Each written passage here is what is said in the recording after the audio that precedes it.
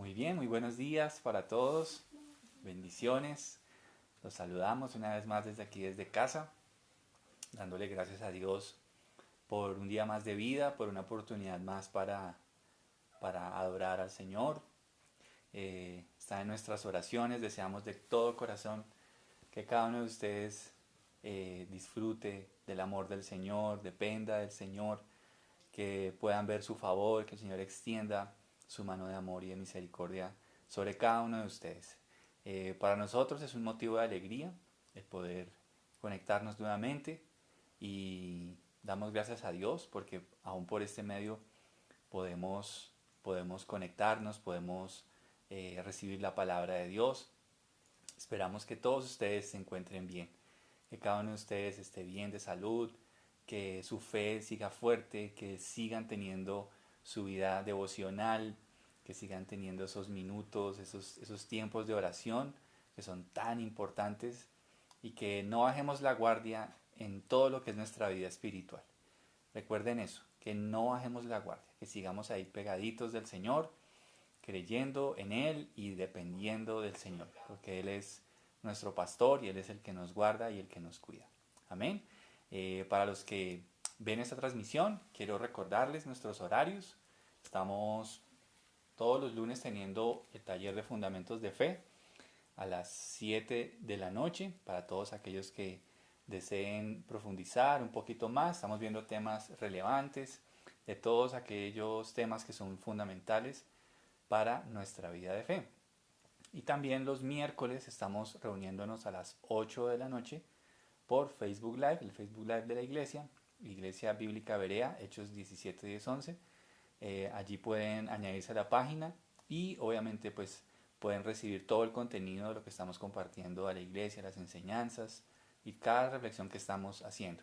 Seguimos el miércoles estamos haciendo un estudio de Éxodo que lo llamamos reflexiones o lecciones en el desierto. Y bueno, les adelanto que la de este miércoles va a estar genial. Todas han estado geniales. Esta del miércoles va a estar muy, muy interesante.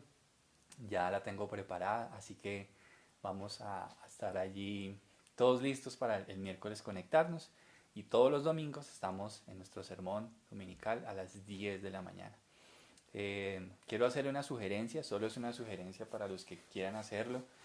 Por favor, compartan los contenidos de la iglesia. También es una forma de evangelizar, es una forma en la que usted puede dar a conocer a sus amigos su fe y a Cristo. Y ahora que pues mucha gente está inquieta con los temas de su existencia, con todo lo que está pasando en el mundo, pues pienso que es un momento propicio para que ellos puedan encontrar la luz y la salvación a través de las escrituras y el evangelio de nuestro Señor Jesucristo. Entonces, a modo de sugerencia, quienes puedan hacerlo, compártanlo. También los que están en el grupo de WhatsApp de la iglesia, les estoy mandando esta enseñanza ya en YouTube para que quede mucho más fácil compartirla.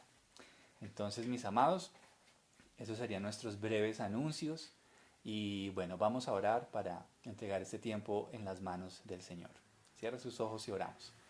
Señor, en esta mañana nos presentamos delante de ti, dándote gracias, Señor, por darnos el privilegio de recibir el alimento espiritual que necesita nuestra alma, el alimento que tú diseñaste, ese alimento que es saludable, que produce en nosotros bendición y vida eterna, Señor. Padre, gracias por tu bendita palabra. Te doy gracias porque, Señor, todos nosotros entendemos, Señor, lo valioso que es tu palabra. Lo valioso que es que aunque no estemos reunidos aquí en la iglesia presencialmente, lo estamos desde nuestras casas y estamos reunidos en torno a tu nombre, a ti, mi amado Señor. Padre, mientras predicamos, mientras pasamos este tiempo enfocados en ti, te quiero suplicar que ayudes a cada uno de mis hermanos en sus necesidades, en sus problemas, en su salud, en sus miedos, en sus temores, Señor, y en sus luchas también, en sus tentaciones. Te pido que los fortalezcas.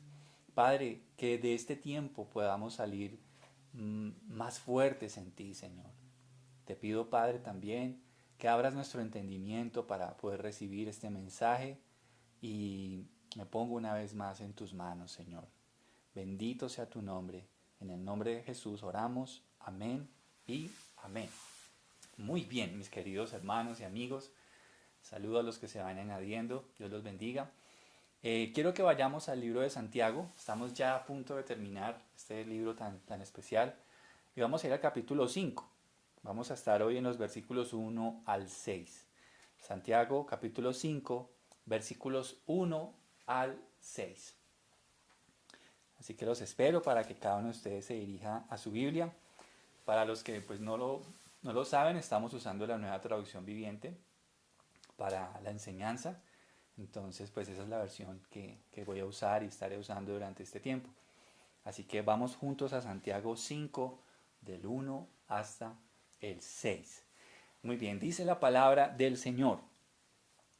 Presten atención, ustedes los ricos.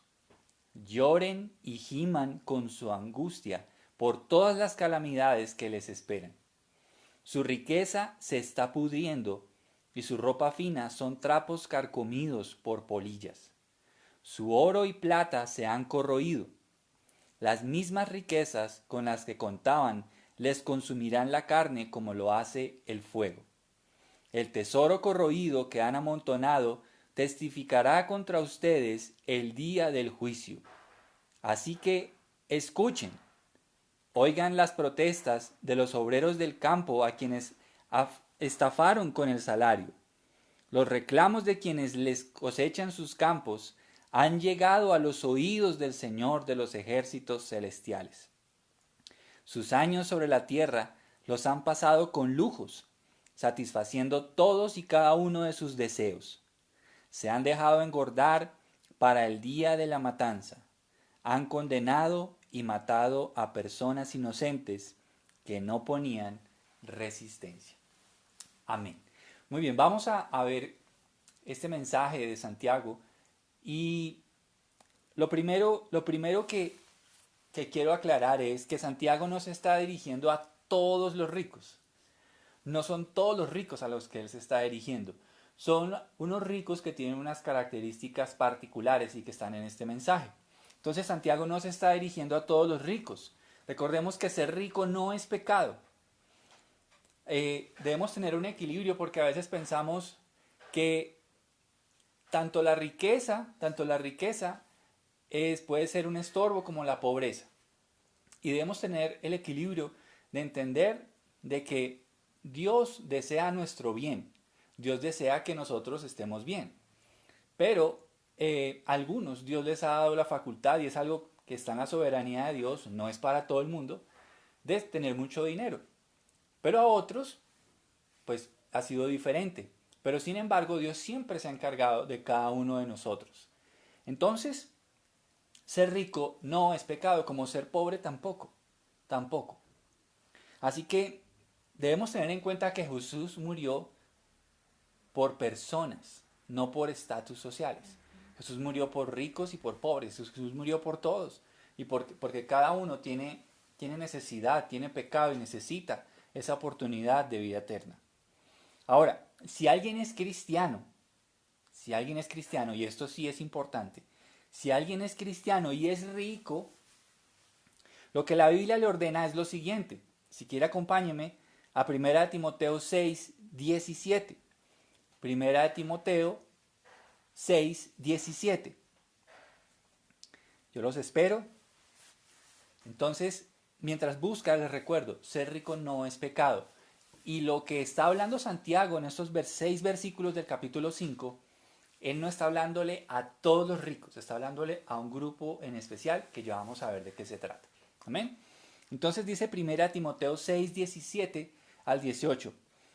Enséñales a los ricos de este mundo que no sean orgullosos ni que confíen en su dinero, el cual es tan inestable. Deberían depositar su confianza en Dios, quien nos da en abundancia todo lo que necesitamos para que lo disfrutemos. Diles que usen su dinero para hacer el bien. Deberían ser ricos en buenas acciones, generosos con los que pasan necesidad y estar siempre dispuestos a compartir con otros. Entonces, ¿cuál es la directriz de Dios para los ricos que son creyentes? Son 4, muy sencillas. No vamos a profundizar en ellas, pero esto lo hago porque es importante aclarar que para los ricos sí hay una instrucción de Dios, los ricos que son creyentes, sí hay una instrucción. Pero ser rico no es pecado, y como lo dije al principio de esta lectura, esta porción no va dirigida a todos los ricos, sino a algunos ricos con algunas características. Quiero que miremos qué dice Dios a los ricos que son cristianos. Número 1, les manda que no sean altivos, que no sean orgullosos, que no permitan que tanta cantidad de recursos cambie su carácter y se crean superiores a los demás. Dios les pide no sean orgullosos, no sean altivos. Es lo que Dios les pide a ellos. Número 2, también Dios les dice que no pongan su confianza en su dinero, sino en Dios. Eso es lo que Dios le dice a los ricos. Porque de pronto eso puede generar en ellos cierto tipo de seguridad. Una falsa seguridad de que ya ellos tienen una vida amurallada por su riqueza. Pero Dios les dice no confíen en eso, porque eso a la verdad es incierto, es inestable. Entonces, lo que Dios les pide a los ricos es que no confíen en su dinero, sino en Dios, que sigan confiando en Dios, que sigan dependiendo de Dios, a pesar de tener tantos recursos. Número 3, el uso de esas riquezas. ¿Cuál debe ser? Debe ser usado para lo bueno, para hacer el bien. Así que si alguien tiene recursos y es cristiano, todos los recursos que tenga, úselos para cosas buenas. Úselos para cosas que edifiquen, para cosas que traigan bien para su familia, para usted mismo. Úselo para bien. Y número 4, deben ser generosos con los necesitados. Esas son las 4 directrices de Dios para los ricos. Número 1, que no sean orgullosos. Número 2, que no confíen en su dinero sino en Dios. Número 3, que usen los recursos para hacer el bien. Y número 4, deben ser generosos con los que padecen necesidad. Entonces, aquel a quien Dios le da capacidad económica, también Dios le está llamando a tener más capacidad de tener misericordia y de ayuda con los que tienen necesidad. Amén. Entonces, dejando claro este punto, voy a empezar a hablar verso por verso de a quiénes se dirige Santiago, a qué tipo de ricos les está hablando. Entonces, en el versículo 1, vemos que el apóstol Santiago se dirige a los ricos de su tiempo que eran avaros y que obraban con injusticia, maltratando a sus trabajadores. ¿Sí se dan cuenta que no son todos los ricos? Sino es aquellos que eran avaros, a los ricos avaros, y aquellos que maltrataban a sus trabajadores, los maltrataban. Entonces, des en cuenta que si este mensaje y esta porción de la Biblia va dirigida a ese tipo de personas. Y ese tipo de personas estaban dentro de la iglesia de la época de Santiago. Y por eso Santiago quiere traer este mensaje para ellos, para que ellos abandonen esta práctica. Pero ojo a esto, lea conmigo el versículo 1. Dice, presten atención, ustedes los ricos, lloren y giman con angustia por todas las calamidades que les esperan. Santiago es muy fuerte con lo que está diciendo en el versículo 1, porque prácticamente está anunciándoles a los que están metidos en este estilo de vida de riqueza, que son avaros, que son injustos con sus trabajadores, les está diciendo que viene un tiempo de lágrimas y de dolor. Qué fuerte esto. Pero a ellos es a quien se dirige Santiago en esta porción. Y esto me deja ver algo, y es que es como si de pronto ellos pensaran que podían seguir haciendo esto, pero resulta que Dios se metió en el asunto. Resulta que Dios se dio cuenta y entonces Dios ha tomado una determinación. Y ustedes saben que cuando Dios se determina a hacer algo, no hay quien lo detenga. Entonces, esto es una seria advertencia para ellos, los ricos de la época de Santiago, que obraban en esa forma injusta. Y les dicen, A ustedes les esperan lágrimas.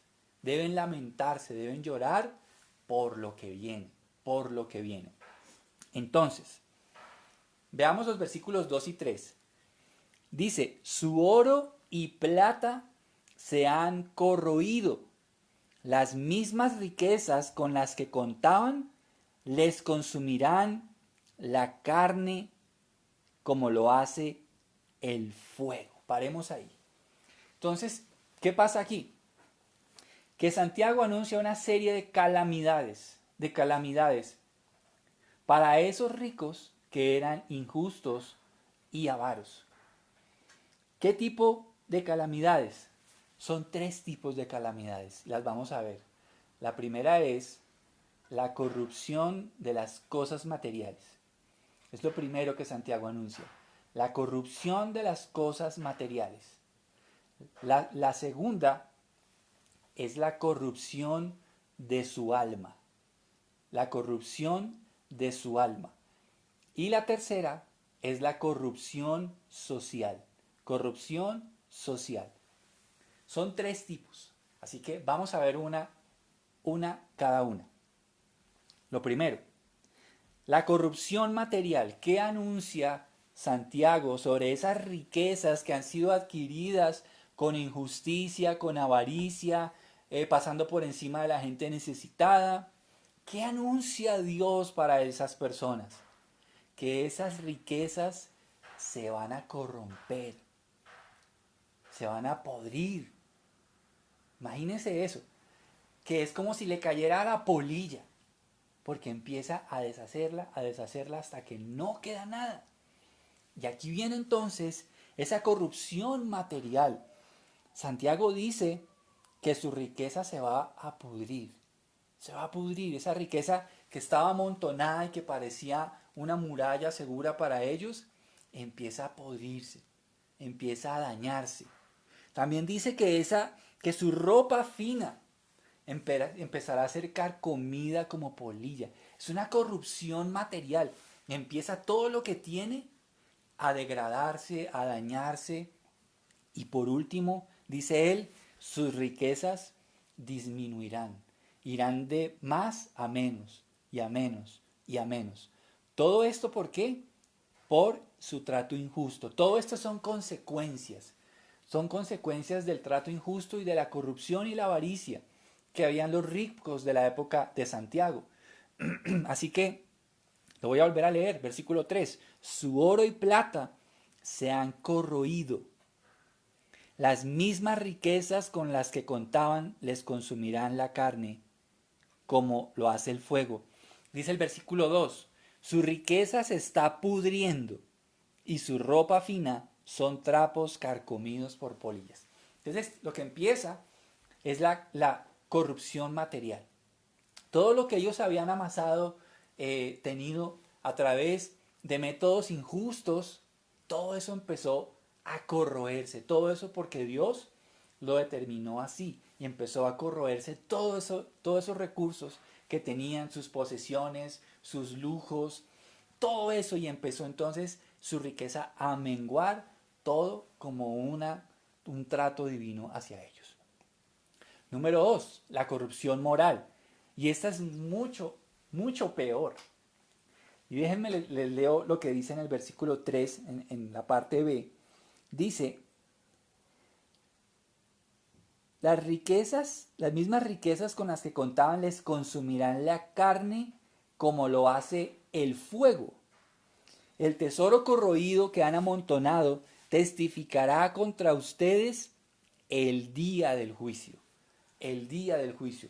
Hay una corrupción moral. Y esa corrupción moral tiene unos efectos en la vida de cada uno de quien lo padece. ¿Qué pasa con esa corrupción? ¿Saben qué está haciendo esa corrupción, esa avaricia? Está destruyendo sus vidas. Está destruyendo las vidas de ese tipo de ricos. Está destruyéndolos. Los está corrompiendo. El afán por las riquezas pasajeras los han consumido como fuego, y en lugar de edificar sus vidas, lo que está haciendo es las está destruyendo. Las está destruyendo. En lugar de hacerles bien, lo que hace es hacerles mal, hacerles daño. La corrupción material es el reflejo de la corrupción moral que los consume. Cuando empieza a corromperse lo material, eso es un reflejo de la forma en la que está su alma, que está corrompida, se ha dañado por lo material. La codicia y un estilo de vida lleno de placeres ilícitos hacen que cada vez se corrompan más y más, perdiendo el buen juicio, perdiendo sus cabales, ya no piensan objetivamente. Sus deseos serán cada vez más y más impuros y como no son satisfechos empezarán a caer en un desliz de cosas impuras. Sus planes cada vez serán más perversos, llenos de trampas, llenos de triquiñuelas, llenos de todo con el fin de poder lograr satisfacer su avaricia. Todo esto los llevará a un nivel de corrupción tan grande que destruirá sus vidas. Destruirá sus vidas. Así que hemos hablado de dos corrupciones. La primera es la material. La segunda es la moral, que es como un fuego que carcome la carne, que es lo que lo está diciendo Santiago. Es como un fuego que carcome la carne. No es satisfecho. Por más de que se amontona más, nada de eso satisface. Y eso corroe el alma de aquel quien cree que lo material puede satisfacer su vida, su propósito de existencia. Leamos juntos Gálatas 6:8. Gálatas capítulo 6, versículo 8. Dice Gálatas capítulo 6, versículo 8. Dice, los que viven solo para satisfacer los deseos de su propia naturaleza pecaminosa, cosecharán de esa naturaleza destrucción y muerte. Pero los que viven para agradar al Espíritu, del Espíritu cosecharán vida eterna. Ojo a ese detalle. Los que viven para sembrar para su carne, los que viven para satisfacer sus placeres, sin tener en cuenta a Dios, lo que dice la Escritura es que de esos deseos van a cosechar corrupción, van a cosechar corrupción, van a cosechar destrucción y muerte. Aquel que vive para satisfacer su ego sin tener en cuenta la palabra de Dios, sencilla y llanamente se está clavando la espada a sí mismo. Se está clavando la espada en el pecho, se está destruyendo. Satanás, y el que tenga oídos para oír, que oiga. Eso es lo que quiere Satanás. Crear una cultura, inclusive hasta dentro de las mismas iglesias, de personas desbordadas por obtener las cosas materiales. Y eso es una búsqueda que nunca va a ser satisfecha. Tú puedes llegar a tener todo lo mejor, puedes llegar a tener mucho dinero, pero si tú no tienes al Señor, nada de eso te va a satisfacer. Hace poquito estaba viendo un documental sobre el equipo de los Chicago Bulls, que se llama The Last Dance, y sale la historia de Michael Jordan, y durante eso han salido muchos artículos. Y leía uno que salió en una página cristiana que se llama Coalición por el Evangelio, y hay una reflexión de un hermano que me pareció muy atinada, donde él decía que prácticamente que Michael Jordan creía que su propósito de vida y su satisfacción estaban en la cancha, estaban en tener un balón, estaban en el ser competitivo y ganar. Pero lo que decía este pastor en esa reflexión es que por más de que Michael Jordan volviera a las canchas y volviera a ganar, nada de eso iba a satisfacer el vacío que hay en su alma. Solamente Cristo. Solamente Cristo. Entonces, aquellos que viven para satisfacer esos deseos materiales sencilla y llanamente están llegando a un espejismo, ¿sí? Como lo veíamos el miércoles, un oasis donde no se puede beber de esa agua. Entonces, quienes viven de esa manera, sencilla y llanamente, se corrompen cada vez más y más. Es como el camino de las drogas.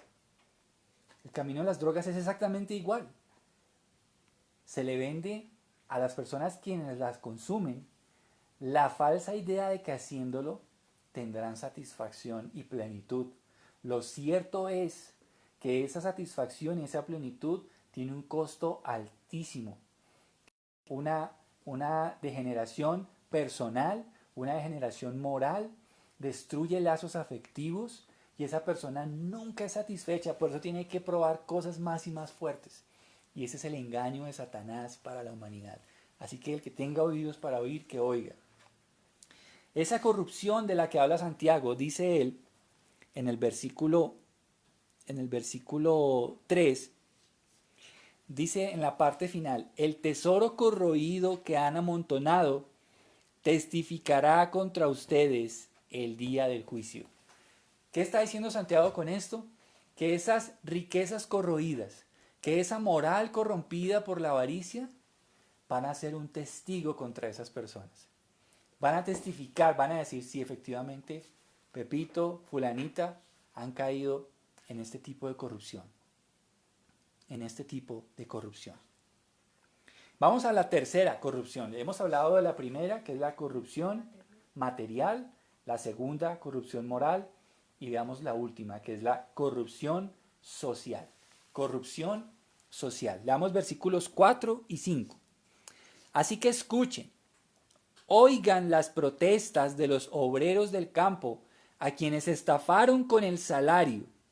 Los reclamos de quienes les cosechan sus campos han llegado a los oídos del Señor de los ejércitos celestiales. Sus años sobre la tierra los han pasado con lujos, satisfaciendo todos y cada uno de sus deseos. Se han dejado engordar para el día de la matanza. La tercera es la corrupción social, queridos hermanos, a la cual Santiago hablaba a los ricos de su época, a los ricos que eran avaros, que eran corrompidos, que acaparaban todo a través de métodos injustos. ¿Y qué podemos ver de la corrupción social de los ricos de ese tiempo? Número uno, habían dejado de pagar a sus trabajadores. Imagínense lo grave. Habían dejado de pagarles. Mientras ellos disfrutaban de una vida con todos los placeres y deleites, sus trabajadores pasaban hambre y necesidad y no les pagaban. No les pagaban su salario. No les pagaban lo que les correspondía. Y dice, voy a citar Deuteronomio 24:14, porque para los que conocen un poquitico de la cultura judía, Santiago le está hablando a cristianos que eran judíos en su tiempo. Y todo esto que está hablando él tiene un trasfondo de todo lo que viene de la ley de Moisés, de todas sus normas. Y dice Deuteronomio 24:14 al 15.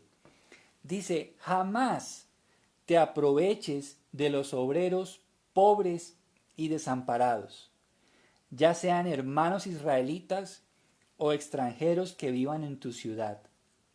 Debes pagarles lo que les corresponde al final del día, antes de que caiga el sol, porque son pobres y cuentan con esa paga para vivir. De lo contrario, ellos podrían clamar al Señor en tu contra y tú serías culpable de pecado. Eso es parte de la ley de Moisés. Y a eso es lo que se está refiriendo Santiago. Cuando no se les pagaba a esos trabajadores, estaban incumpliendo esta norma de la ley. Estaban incumpliendo esa norma de la ley, donde delante del Señor eso les sería contado. ¿Y qué más sucede dentro de esa corrupción social? Ya sabemos que ellos no estaban pagándole a sus trabajadores. Pero aquí viene algo muy dramático. Muy dramático. Y es que esos reclamos de los trabajadores estafados habían llegado a los oídos del Señor de los ejércitos celestiales. Aquí Santiago está llamando a Dios como alguien que se alista para la batalla. Cuando dice el Señor de los ejércitos celestiales no es una coincidencia, sino que se refiere a Dios como a ese capitán, a ese coronel, ese general de los ejércitos que alista a todos sus ángeles, a sus soldados, para una batalla que peleará en contra de los que han obrado injustamente contra los necesitados. Así que nada más y nada menos que esos ricos de ese tiempo que habían optado por tomar ese camino, se habían colocado justo en contra de Dios. Dios había empezado a oponerse a ellos por actuar de esta manera. Voy a leerles Jeremías 50:33.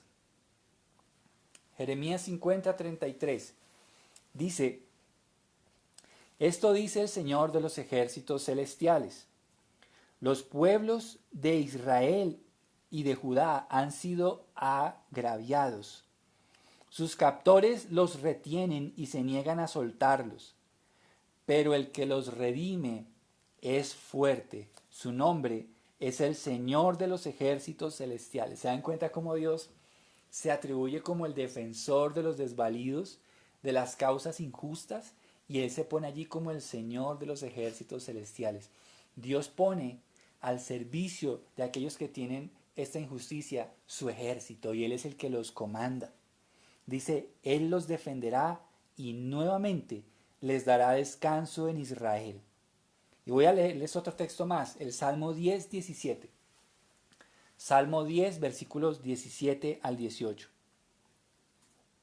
Dice, Señor, tú conoces las esperanzas de los indefensos.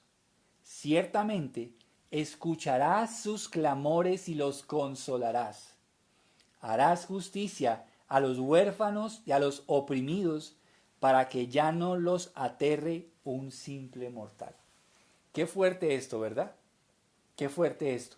Y aquí vemos cómo Dios presta su oído y escucha el clamor de los necesitados, de los desvalidos, ante aquellos patrones o jefes que han sido injustos, que no les han pagado, que les han retenido lo que a ellos les corresponde.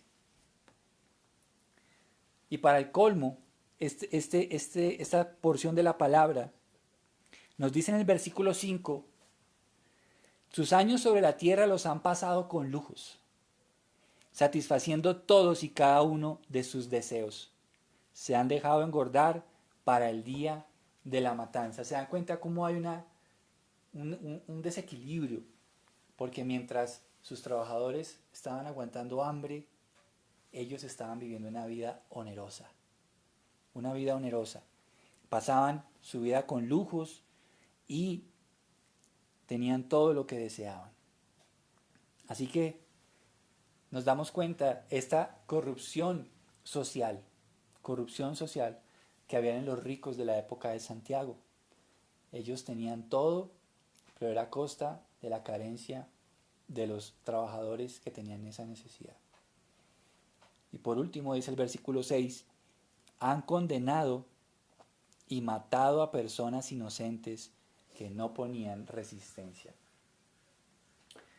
Lo último que podemos ver de esa corrupción social es que inclusive llevaban a sus trabajadores a los tribunales, acusándolos de que ellos no estaban trabajando, acusándolos de que ellos estaban incumpliendo su labor. Pero lo cierto es que ellos no querían trabajar más para un patrón que estaba obrando de esta manera con ellos. Los llevaban a juicio y aún les quitaban lo poco que les quedaba. Eso es lo que sucede. Vemos cómo eran unas riquezas totalmente corruptas. Totalmente corruptas. Pero ¿qué nos dice el Evangelio? ¿Qué nos dice el Evangelio? Las buenas noticias de Dios. Las buenas noticias de Dios nos dicen algo muy, muy especial. Yo quiero que entendamos que si somos ricos, debemos serlo primeramente para con Dios. Debemos ser ricos para con Dios, viviendo para hacer tesoros en el cielo. Y eso es lo que debemos nosotros buscar, hacer tesoros en el cielo. Recuerda que el valor de la vida no está en las cosas materiales que con el tiempo se van a corroer. Debemos poner como nuestra meta las riquezas celestiales, la santidad, la alabanza, la obediencia y la vida eterna, que son tesoros invaluables. Solo Cristo debe ser nuestro tesoro. Si tú eres una persona que tiene recursos, recuerda que tu tesoro es Cristo. Pero si tú eres una persona que tienes escasos recursos, Cristo también es tu tesoro. Amén. Tengas o no tengas, Cristo es la plenitud de vida que sacia tu vida. Y en eso debes enfocar tu pensamiento, sin importar lo que tengas o lo que no tengas. Hay una necesidad que el dinero jamás podrá comprar, y es tu necesidad de Dios. Tu necesidad de Dios. Solamente Él puede saciar tu alma. Solamente Él puede darte un propósito de vida. Solamente Él puede darte una vida nueva, una vida con propósito. Solamente Él. La única forma de aspirar a esa riqueza es solamente a través de nuestro glorioso Salvador Jesucristo. Solamente a través de Él. Las riquezas celestiales. Porque Cristo es ese oro refinado que nos fue permitido tener al tenerlo a Él como nuestro Salvador y Señor. Termino con esta cita, Mateo 6, 19 al 21. Mateo 6, 19 al 21.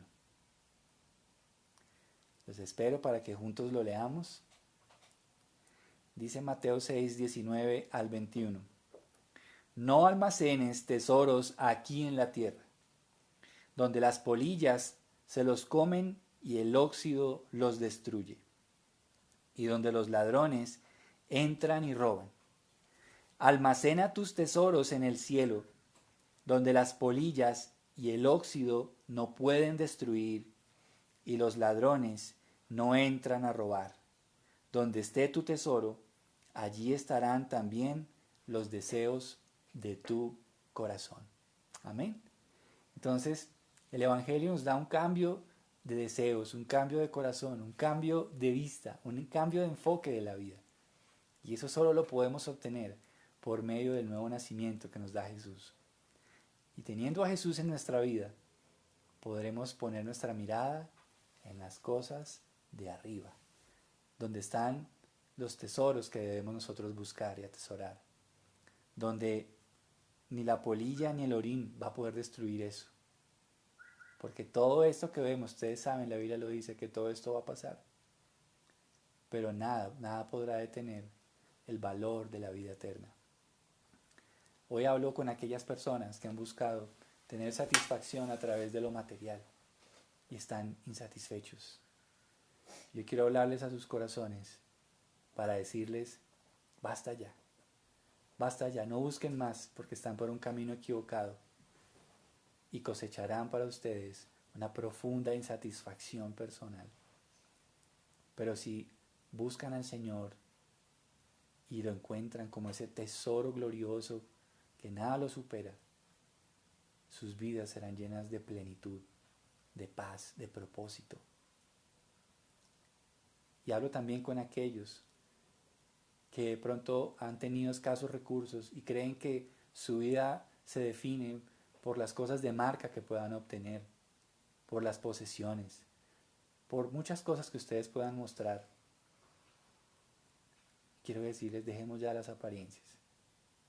Dejemos de buscar agradar a personas a quienes no les importa los sacrificios que debemos hacer para pagar cosas que a la gente no le interesa y que nosotros pensamos que ellos sí están viendo. Dejemos de hacer eso. Recordemos que nuestro valor nos lo da el Señor. El Señor. Y dice Juan 3:16, de tal manera amó Dios al mundo, que ha dado a su Hijo unigénito para que todo aquel que en Él cree no se pierda, mas tenga vida eterna. Ahí es donde está tu valor. Ahí es donde está tu valor, en esa cruz gloriosa, donde el Señor perdonó nuestros pecados. Ahí es donde está tu vida.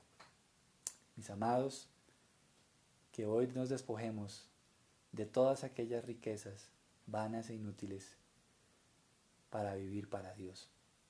Aquellos que tienen mucho dinero y que me puedan estar viendo o escuchando, recuerden lo que la Biblia les dice. No vayan a ser altivos por eso. No vayan a ser altivos. No pongan su esperanza en esas riquezas, sino en Dios. Siempre dependan de Dios. Utilicen sus recursos para hacer lo bueno. Y utilicen también las posesiones que Dios les ha dado para ayudar a los que tienen necesidad. Amén. Vamos a orar. Cierre sus ojos. Señor, en este día te damos gracias por este mensaje, Señor.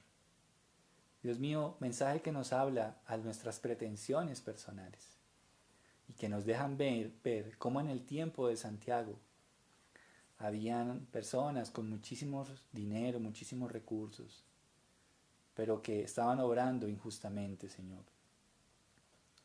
Gracias, Dios, porque a través de esta historia tú nos hablas de lo vano que es poner nuestro valor en las cosas materiales. Señor, gracias porque hoy nos has hablado de poner nuestra mirada en las cosas de arriba, de hacer tesoros en el cielo, Señor. Bendito Dios, queremos agradarte en todo, Señor. Padre, dejamos en tus manos, Señor, si algún patrón ha hecho injusticia con alguno de mis hermanos, Señor, dejamos eso en tus manos, porque tú eres el Señor de los ejércitos celestiales, que has oído y has visto todo lo que sucede, Señor. También, Señor, si alguno de nosotros tiene la bendición de tener empleados, dale sabiduría, Señor, para poder ser un patrón que agrade a Dios con sus decisiones y que haga bien a sus trabajadores, Señor. Padre, te amamos, te bendecimos y que hoy, Señor, podamos tener una nueva vida y un nuevo corazón a través de Jesucristo nuestro Salvador. Te amamos en el nombre de Jesús. Amén y amén. Amén. Amén, mis hermanos. Damos gracias a cada uno de ustedes por su tiempo, por siempre tan juiciosos de estar ahí conectadísimos. Quisiera tomarme unos minutos para, si alguno de ustedes tiene alguna petición, por favor escríbala aquí en sus comentarios o comenten la predicación en esta, puede citar allí sus peticiones, puede escribirlas, porque la idea es que como iglesia podamos leerlas y juntos estar orando los unos por los otros. Yo creo que todos necesitamos oración. Yo pienso que nadie dice, ay no, yo necesito que oren por mí. No, a nadie le sobra una oración de un hermano y de una familia que se preocupa y se interesa porque Dios haga su voluntad en su vida. Así que todos aquellos que tengan alguna petición, por favor escríbanla ahí, peticiones de trabajo, todo tipo de peticiones, con tal que sean para la gloria de Dios, claro está, por favor escríbalas ahí, porque vamos a orar y si usted las lee y encuentra la petición de un hermano en la fe, por favor le pido que juntos tengamos esta disposición de orar por las necesidades de los otros. Amén. Recordemos que la iglesia primitiva tenía esa característica, ¿no? Que estaban unidos y que ellos estaban unánimes en el templo y oraban todos los días. Amén.